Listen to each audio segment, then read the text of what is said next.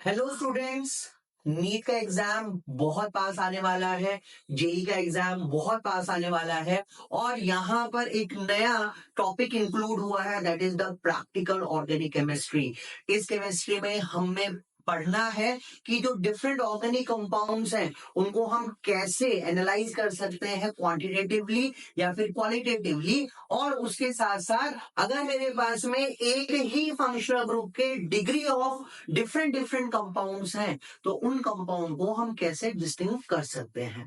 तो इसी के लिए आज की वीडियो है जिसमें है टेस्ट एंड डिस्टिंक्शन मेथड। चलिए स्टार्ट करते हैं। सबसे पहले हमारे पास है टेस्ट फॉर अनसैचुरेशन।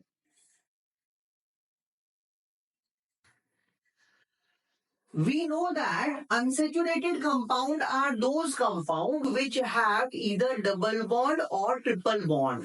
अब मेरे को टेस्ट ट्यूब में दो कंपाउंड दिए हुए हैं और मुझे पता करना है कौन सा अनसेचुरेटेड है और कौन सा सेचुरेटेड कंपाउंड है। तो उसके लिए हम कौन कौन से टेस्ट कर सकते हैं। पहला टेस्ट है हमारे पास में bromine water test. Remember, this bromine is of reddish brown color, and this reddish brown color solution, when added to unsaturated compound, it gives a saturated bromo product, CH2 plus Br2 in presence of CCl4. So I'm getting a compound CH2Br and CH2Br. So I'm getting vicinal dibromide, and this product is colorless. So the first method to distinguish or to identify the unsaturation is the bromine water test, where if any compound decays bromine water, it confirms the presence of unsaturation. Second method. दूसरे method में हम यहाँ पर use करने वाले हैं एक KMnO4 solution को, और KMnO4 सॉल्यूशन भी कौन सा, जो कोल्ड होगा, डाइल्यूट होगा, एल्कलाइन होगा। And if you remember, that solution is known as Bayer's reagent. So unsaturated compound, when treated with cold, dilute, alkaline KMnO4, ये होगा बेयर्स रिएजेंट। तो क्वेश्चन आपको यहाँ पे ऐसे भी मिल सकता है कि बेयर्स रिएजेंट कौन है। वी नो दैट कि अगर यही KMnO4 हॉट हो जाएगा, इसको अगर हम गर्म करेंगे तो मेरे पास जो प्रोडक्ट है वो डिफरेंट हो जाता है। तो आपको ध्यान रखना है बेयर्स रिएजेंट जो एक cold dilute alkaline KMnO4 solution है, और ये पिंक वॉयलेट कलर का होता है। तो जब अनसेचुरेटेड कंपाउंड में ये कलर KMnO4 सॉल्यूशन ऐड किया जाएगा तो यहाँ पर सिंक टाइप का एडिशन होता है जिससे डाइओल बनते हैं, और ये जो डाइओल हैं ये कलरलेस होंगे। तो हमारे पास में अनसेचुरेशन को डिटेक्ट करने के लिए दो मेथड हुए, एक हुआ ब्रोमीन वाटर टेस्ट और दूसरा हुआ बेयर्स रिएजेंट टेस्ट। अब हम बात करते हैं अल्कोहल के डिस्टिंक्शन की। अल्कोहल यानी जिसको नॉर्मल भाषा में क्या कहा जाएगा, बेवड़ा। तो अगर कोई बेवड़ा अल्कोहल कंज्यूम कर रहा है, we know that alcohol primary हो सकते हैं, सेकेंडरी हो सकते हैं, टर्शियरी हो सकते हैं। तो अगर तीनों के तीनों अल्कोहल एक साथ हमें दिए हुए हैं तो उनको हम कैसे डिस्टिंग्विश करेंगे, उसके लिए हमारे पास कुछ पर्टिकुलर टेस्ट हैं, उन्हीं टेस्ट को समझते हैं। तो हमारे पास प्राइमरी अल्कोहल है, सेकेंडरी अल्कोहल है एंड टर्शियरी अल्कोहल है। सबसे पहला टेस्ट यहां पर जो यूज होता है वो है Lucas test. Lucas reagent is anhydrous zinc chloride plus concentrated HCl। यहां पर जिंक क्लोराइड एक कैटलिस्ट की तरह बिहेव करने वाला है और यहां पे कुछ इंपॉर्टेंट चीजें हमें याद रखनी है।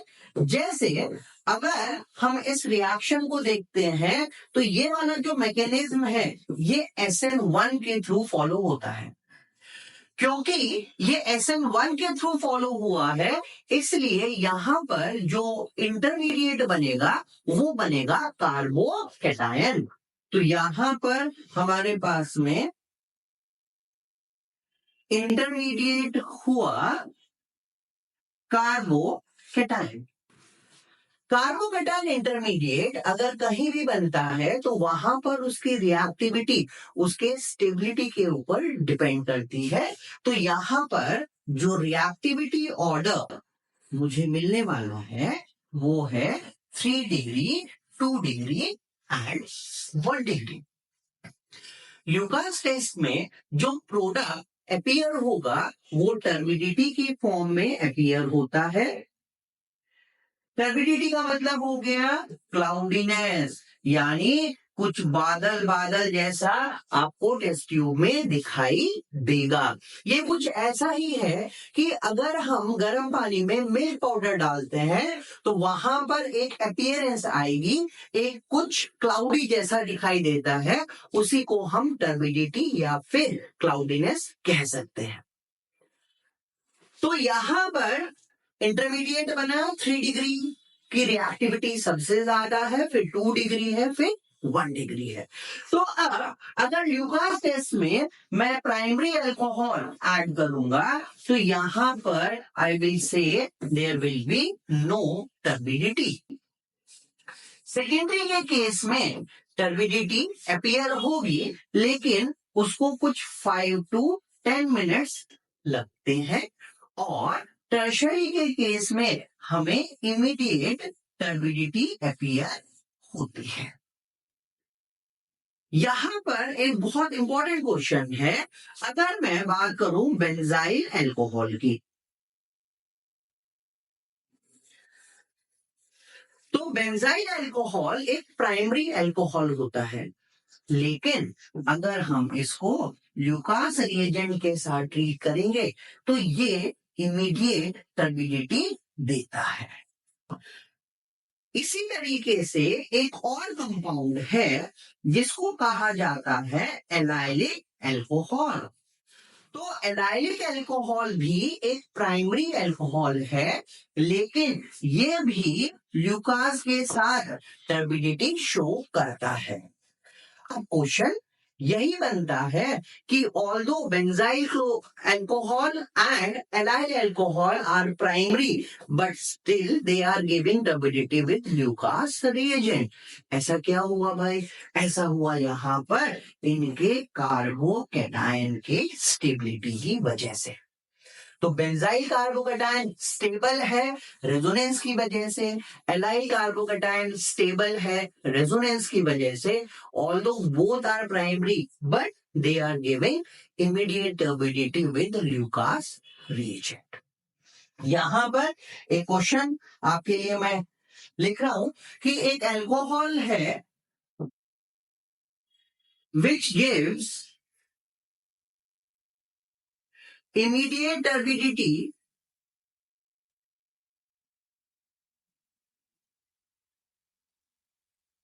with anhydrous ZnCl2 plus concentrated HCl. Which of the following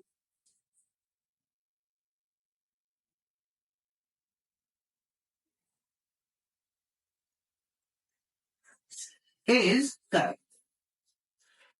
तो आप कमेंट सेक्शन में यहां पे आंसर बता सकते हैं। ए ऑप्शन दिया हुआ है SN1 1 डिग्री अल्कोहल,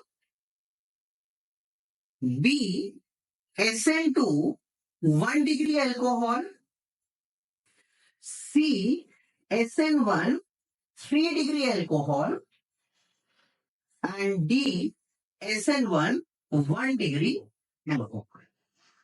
तो आपके जो भी आंसर है वो आप कमेंट बॉक्स में कमेंट करके लिख सकते हैं।